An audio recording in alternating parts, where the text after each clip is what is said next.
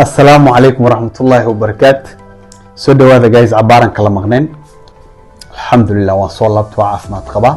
Cashirkeeni 13 waa cashirkan. Cashirkan maanta wuxuu ku saabsan yahay laba dhawaaq oo consonant ah oo la isku darayo way. B e L markii la isku daro sidee loogu dhawaaqayaa?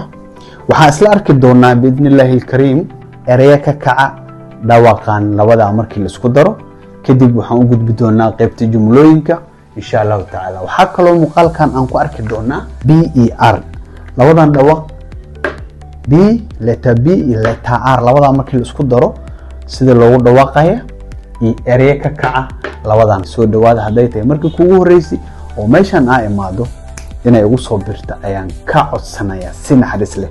aad baa u mahadsan tahay. cashirkeeni aan si toos u abaarayna marka.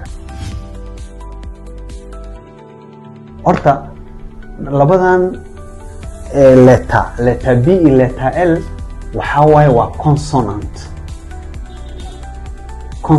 way consonants ABCD da waa 26 da koo iyo 20 waa consonant. shan kamid ena waxa la dhahaa vowels. so shanta waa shantii aan ku bilownay muuqaaladeena. cashirkii labaad cashirka saddexaad inuu yahay umalayna ayay ku saabsaneed. waxa waaye a e e o e a oo kuwan shantan waa shaqal ahaan loo isticmaalaa la'aantood erey ma istaagi karo. 21 iyo 5 markii la isku daro kulli maxay isku noqonayeen 26dan yaa kuwana la dhahaa vowels waa shantan. inta kale ka soo hartana oo B ka bilaawata ilaa Z inta markii laga reebo yaa consonant la isku dhahaa. B kaligeed horta bo waa lagu dhawaaqaa bo like boy waan soo aragnay soo maaha. ama L lagu dhawaaqaa black idan black bless blink block blunt black bless blink block blunt. okwan blank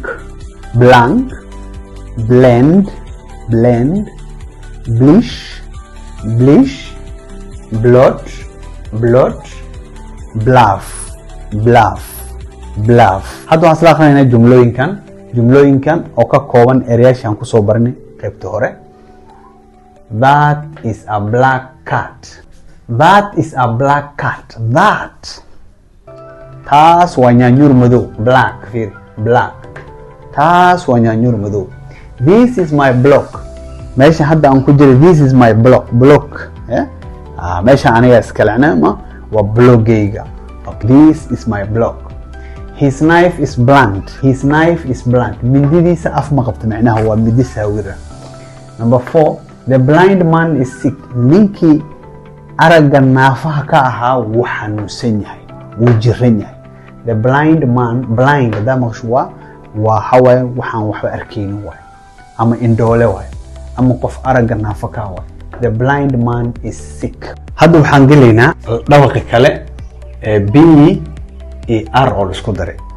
B e R horta mid ugu hore labadan waa tii hore soo sheegay waxay ahayn consonant. kuwana waa consonant waa 22 xaraf waay. consonant kay ka tirsan yihiin kuwan marka labadan erayaha ka kaca ee isla arki doona kadib jumlooyinka u gudbayna.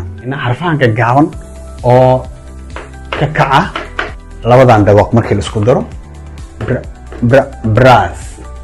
brass ina ila akhrisa yaan rabaa. brass brick brim brink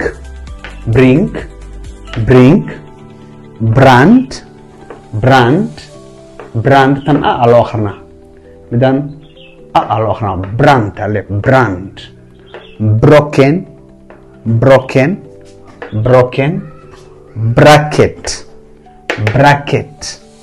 bracket brisk brisk brisk.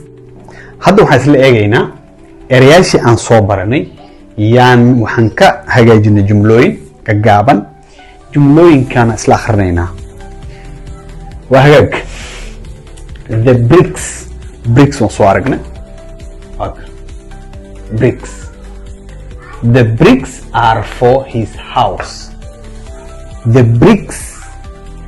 bricks are for his house. The door handle was made of brass. ereyga ugu muhiimsan meeshaas waka. The door handle was made of brass. The glass was broken after it fell. The glass was broken after it fell. ereyga aan soo noqon broken. Her basket was full to the brim. Basket was full to the brim was full to the brim. Her basket dambisheeda was full to the brim. aad bay u buuxday macnaha ilaa afkay joogtay. midda ugu dambeyso, the small town was affected by the brunt of the storm. The small town, okay, brunt ereygan ujeedna waka brunt. The small town was affected by the brunt of the storm. So brunt meeshan sida hadda loo isticmaalo macnaheedu waxa waa culeys waay. marka waxa le the small town magaaladii yareyd was affected waxa waxyeelay the brunt of the storm duufaanta culeyskeeda macnaha yani wixii dhibaatooyinka ay la imaaday the brunt of the storm. Alena the small town was affected by the brunt of the storm. ashirkeena maanta intaas uu ka egahay wabillahi tawfiiq.